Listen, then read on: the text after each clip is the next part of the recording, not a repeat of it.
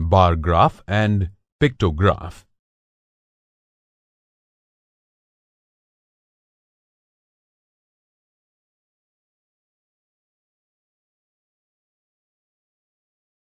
In this module, you will learn about Introduction to Data Handling, Recording and Organization of Data, Pictograph and Bar graph. In your everyday class, you must have seen your teacher taking attendance and recording it in the sheet, and also during the exam time, the marks are recorded in a sheet of paper to prepare results. Not only in school but also in various surroundings we see people recording some or the other information, right? Example: if you look at a newspaper, you may find tables in sports column showing top 5 batsmen and top 5 bowlers in the world. Have you thought if this information can help someone? Maybe this information can help organizers to take which players first in their IPL team.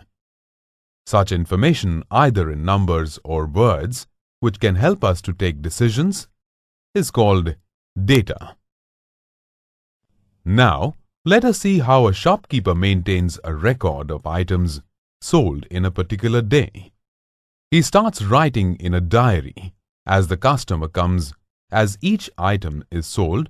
For example, 1 pen, 1 pencil, 1 book, 1 set of sketch pen, 2 books, 3 eraser, 5 pen, and so on. At the end of the day, he has to count all the items he sold. For this, a lot of time is consumed, and he gets tired. One day, he told his problem to his friend, and then his friend advised him to draw squares in his diary, each with a label of item he sold, and put a dot inside it as the item gets sold. 1 dot for each item. So at the end of the day, he just has to count number of dots in a square for that labeled item.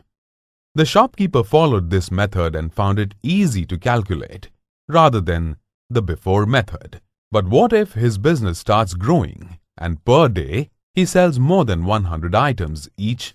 For example, 100 pencils a day. He will have to mark 100 dots.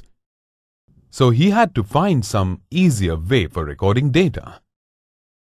As seen in the shopkeeper example, there is one easy way in which a larger data can be recorded in an organized way. In this method, first make a table with name of items, markings, and count of items.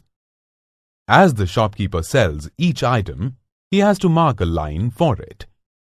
That is, 1 mark for each, and after every 4 marks, mark a cross mark on them and count it as 5. So for every 1 cross, bunch of marks can be counted as 5. So if at the end of the day the shopkeeper has filled this table, then he can evaluate it as total number of pens is 30, total number of pencils is 25, total number of books is 10, total number of sketch pens is 6, and total number of erasers is 40. This method of organizing data is called tally marks. By using this method, one can evaluate more information. Like from the above example, if the shopkeeper wants to know how much total number of pencils and erasers were sold, he can easily calculate it by adding the count of each. Also, he can evaluate the highest or lowest number of items sold by just observing the table. Data that are recorded and organized can also be represented using graphs. Let us learn how to represent data in pictographs. A pictograph uses pictures or symbols to represent the frequency of the data. Let us learn with an example. Observe the graph. It contains information about number of cookies eaten by Mary in 6 days of a week. Let us see the information gathered from this table. Number of cookies eaten: Monday, 3, Tuesday, 5, Wednesday, 2, Thursday, half, Friday, 3.5, Saturday, 1. Also, lowest number of cookies eaten was eaten on Thursday was only half, and highest number of cookies eaten on Tuesday, that was 5. Similarly, we can easily get more information by observing this picture graph. Now, let us see how to represent this data in pictograph. Is it reasonable to represent such number in pictograph with using a symbol for each? No. So, in such cases, we assume that 5 children represent one symbol. This method of assuming a symbol to a particular number is called scaling. Generally, we use a scale factor, that is greatest common divisor of all frequencies. When the frequency is less than scaling unit, we can use an appropriate assumption, like if this symbol represents the number of students as, we can easily make a pictograph using it. Let's do it.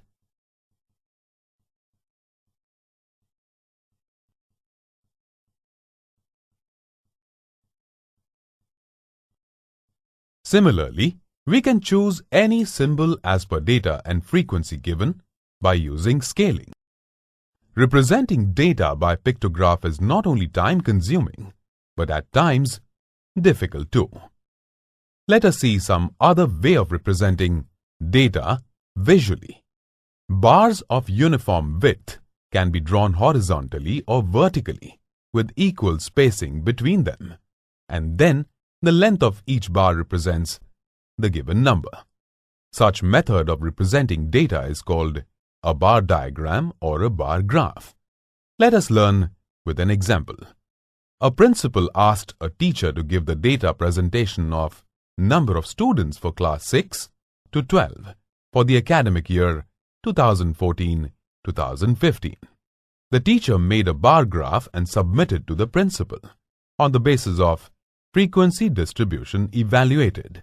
From this graph, the principal could get the information that in their school, class 11 has the highest number of students, while class 6th has the lowest just by looking at the graph.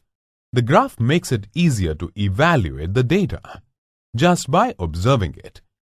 Let us now learn how to construct this bar graph if frequency distribution table is given. It gives information about different sports chosen by number of students. Now, to represent this data in the form of vertical bar diagram, first draw two perpendicular lines, horizontal as x-axis and vertical as y-axis. Along y-axis, mark number of students, and along x-axis, mark sports they choose. Select a suitable scale as 1 centimeter is equal to 10 students. Now calculate the height of bars by dividing the frequencies with the scale. So for cricket, it is 80 divided by 10 equals 8. Football is 40 divided by 10 equals 4. Similarly for others. Now draw rectangular vertical bars of same width on the x-axis with height calculated on the graph paper.